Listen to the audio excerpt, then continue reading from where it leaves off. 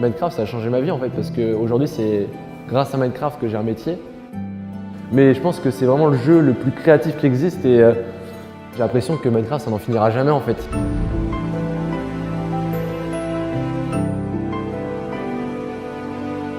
Donc là, on est à Bain-de-Bretagne, c'est la ville où j'ai grandi moi, c'est un peu dans le sud de Rennes.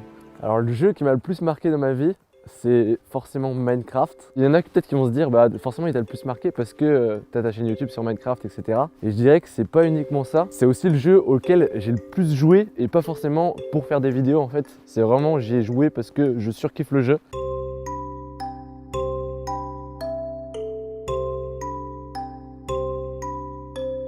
Les toutes premières vidéos de Minecraft que j'ai vues en fait, c'était avec TheFantasio 974. Après il y a eu iPierre. Et maintenant quand j'y réfléchis, c'était ultra simple comme contenu. Mais à l'époque, c'était un truc incroyable dans ma tête. Enfin, regarder TheFantasio, c'était la folie. Bob Lennon et The Fanta, c'était un truc de fou. Salut à tous les amis, c'est Fanta et je suis en compagnie de Bob Lennon. Salut Bob. Bonsoir, je suis Bob Lennon. C'est le pionnier de Minecraft, c'est celui qui a, je pense que sans ces tutos, peut-être le jeu serait moins populaire en France aujourd'hui. Donc j'arrive dans un tout nouveau monde que je découvre avec vous. N'importe quel joueur Minecraft qui a commencé à l'époque, les a regardés, tu vois. 4 planches, ça nous fait un atelier. Je le prends et je le pose.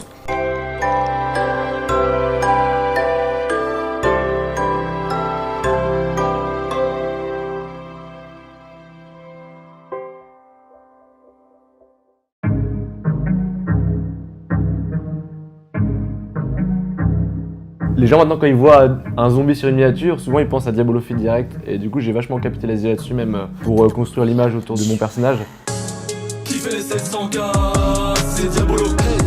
Qui c'est la team zombie, Diabolo. Maintenant j'en joue vachement d'ailleurs aussi de ce zombie justement que je suis dans Minecraft. Je me prends pour un zombie dans Minecraft quoi. Diabolo.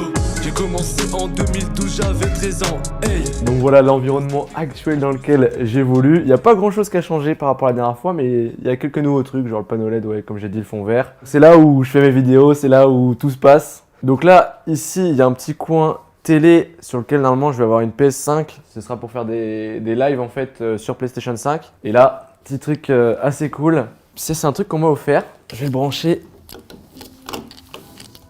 Hop là. C'est un Diabolofit en fait sur mesure que j'irai mettre sur mon mur en fait ou derrière, je sais pas exactement où est-ce que je vais le mettre encore. Mais du coup ça va être dans mon décor, donc ça va vraiment être un décor que je vais bosser, etc. Surtout pour les lives en fin de compte parce que avant je montrais pas ma tête. Et là actuellement, depuis que j'ai commencé le live, je montre un peu plus ma tête et du coup j'ai envie d'avoir un beau décor derrière.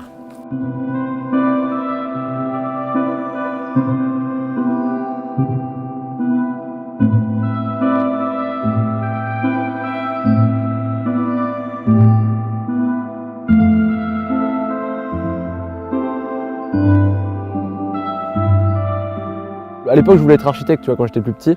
Au tout début, moi, ce que je faisais sur Minecraft, c'était essentiellement du build. Et après, bah, par contre, ce que j'ai préféré sur le jeu, moi, c'est quand il y a eu l'ouverture des serveurs Hunger Games. Je vais me faire le mec qui est sur le côté là. Non, attends, faut viser le mec qui est en fer. Faut viser le mec qui est en fer. Dès que j'avais un petit moment pour jouer, en fait, je jouais au Hunger Games sur Minecraft, en fait. Il est mort.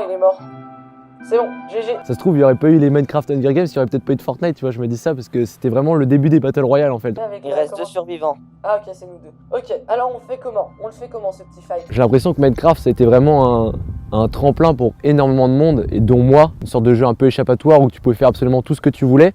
Et je pense que ça a vraiment développé notre esprit créatif. Genre, déjà c'est un jeu sur lequel j'ai énormément joué. Donc un jeu, déjà ça fait partie de ta vie à partir du moment où tu as passé des milliers d'heures dessus, c'est que ça fait partie de ta vie. Tu as des souvenirs dessus, tu vois, des réels souvenirs.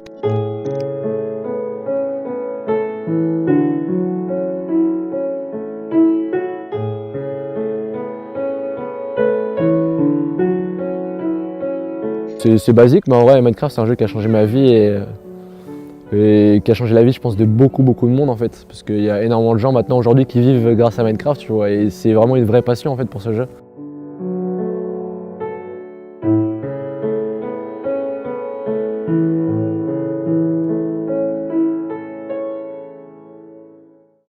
J'aurais dû choisir un lieu en intérieur quand même. 4 degrés là. Et moi je me souviens que le dilemme un peu c'était genre, est-ce que je préfère jouer à Minecraft parce que j'ai qu'une heure, tu vois, de 14 à 15h, ou alors est-ce que je préfère aller jouer au but bleu le mercredi après-midi. Et le plus souvent quand même j'allais au but bleu pour faire du foot. Et on avait 12-13 ans, et puis quand tu commences à grandir un peu, 15-16 ans, il y en avait qui commençaient à rester devant leur console ou devant leur PC qui venaient plus au but bleu, tu vois. Et en fait, du coup, c'était vraiment mon teammate sur Minecraft, et quand il est parti du coup sur League of Legends, on n'était plus trop teammate. Et moi j'ai essayé League of Legends et j'ai pas accroché, du coup je suis resté sur Minecraft en fait. Alors déjà c'est pas le meilleur but du monde, hein, tu vois, c'est juste un cadre comme ça. Donc déjà le but est un peu éclaté, c'est à dire que si tu mets une grosse patate et que le goal l'arrête pas, faut aller courir pour aller chercher le ballon, tu vois. C'était pas la meilleure invention, mais au moins ça nous a dépanné pendant un bon bout de temps quand même ce but bleu.